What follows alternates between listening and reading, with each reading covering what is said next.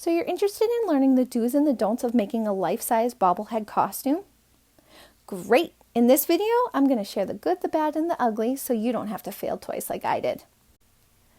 Do go get a 4-pack of these 24-inch diameter balloons. Don't try and make a large sphere out of random objects laying around your house. It will not work. Do inflate the balloon with air. Don't have the party store inflate your balloon with helium. Once you start layering on the paper mache, the balloon is going to drop and roll. Do start layering the paper mache, overlapping starting from the bottom and working your way around and up with horizontal strips. Don't go rogue and start playing Tetris with your paper mache strips. They all need to be going the same direction.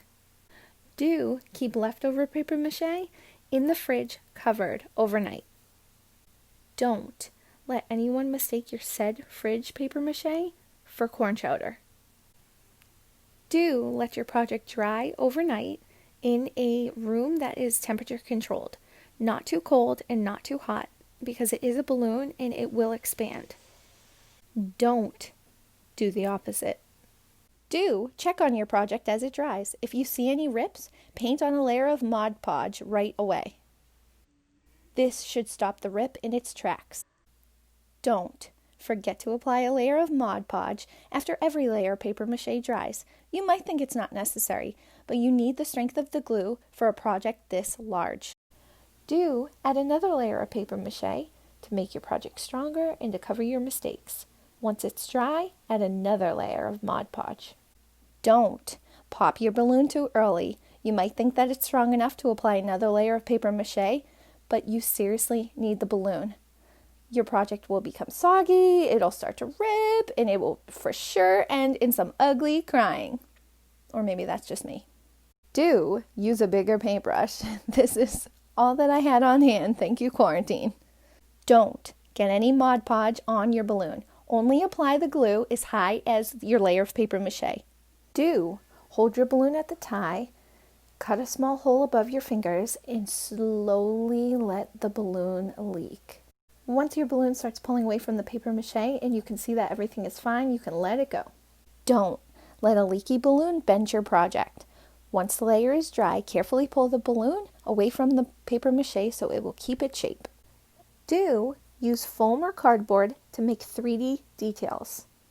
Don't continuously layer the paper mache without letting the first layer dry. Even after leaving it in the sun for 6 hours, you could see that the underlayers were not completely dry. Do cover the foam or cardboard with paper mache to ensure that the paint will look uniform on the same texture. Don't let the project sit on your shoulders. It needs to be held up by something round. Do try on your project and use your creativity to get it to bobble. Do use some kind of secure hat and a chin strap.